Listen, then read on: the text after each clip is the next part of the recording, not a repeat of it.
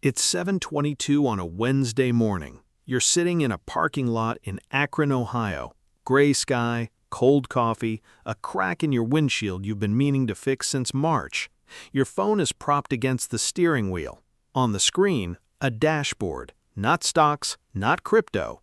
A live feed of revenue from 847 vending machines and 31 laundromats across 6 states. It's not even 8 a.m. The number already reads $112,400. You take a sip of that cold coffee. You were 38 years old, and almost nobody in your life knows this exists. It started 11 years ago with a forum post. You were 27, $4,800 in savings, a broken lease in Cleveland, and nothing to do on a Sunday afternoon. The post was written by a guy called Cash Machine Carl. The writing wasn't elegant. He used set it and forget it 4 times in 3 paragraphs. But the math he laid out was simple, and simple is dangerous when it's right. One machine, $380 a month in revenue, $160 in product, $35 location fee, net $185 every month, whether you're there or not. You opened a spreadsheet. You ran the numbers at 10 machines, 20, 50. The numbers just sat there, being more honest than your $47,000 a year insurance job had ever managed to be. You didn't quit your job. That's important. You spent 4 months cold calling office managers and building supers. Most hung up. You got good at being hung up on.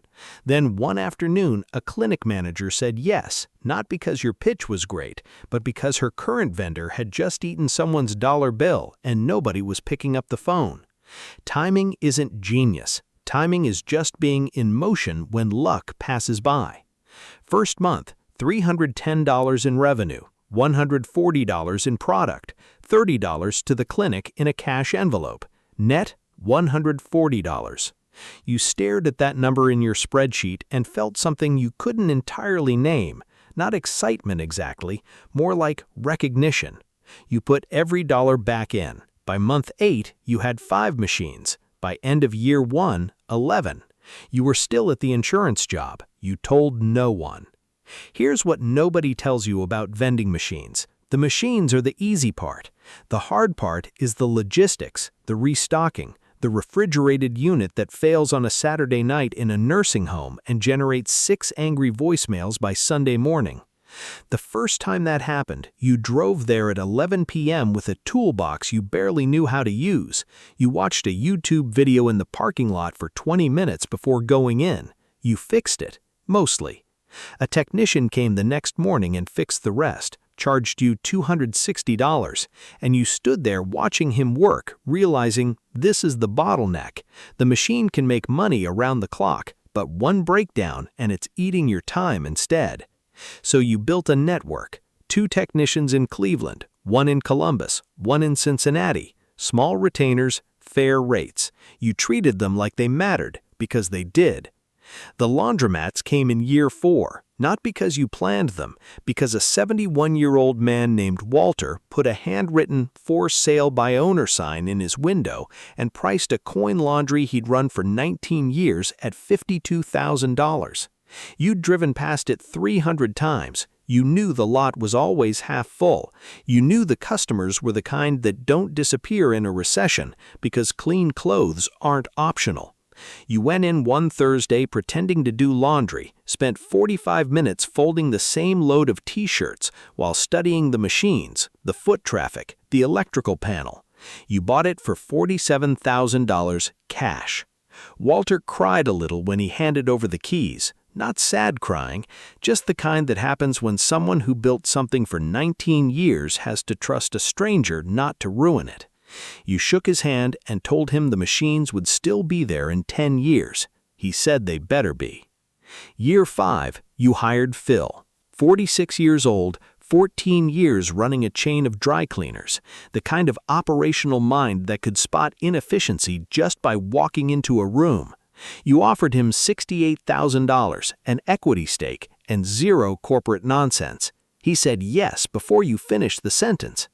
Phil handled what you couldn't be in 2 places to handle. He still does. He makes $210,000 now plus distributions, worth every cent. You started acquiring more, not recklessly, but with the confidence of someone who now knows what a good deal smells like and what a bad deal smells like when someone has tried to cover the smell with fresh paint. You bought businesses from owners who were tired, not from brokers. Brokers mean competition. Tired owners mean kitchen table conversations and prices that reflect what someone actually needs rather than what a market says something is worth. Year 11. 847 machines, 31 laundromats, 6 states, just over $42 million in annual revenue, $9.1 million net.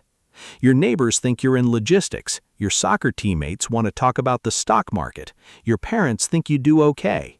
Your sister, a high school principal, the sharpest person you know, came to visit 2 years ago, looked around your house and said, "You live like a teacher." You said, "I like this neighborhood."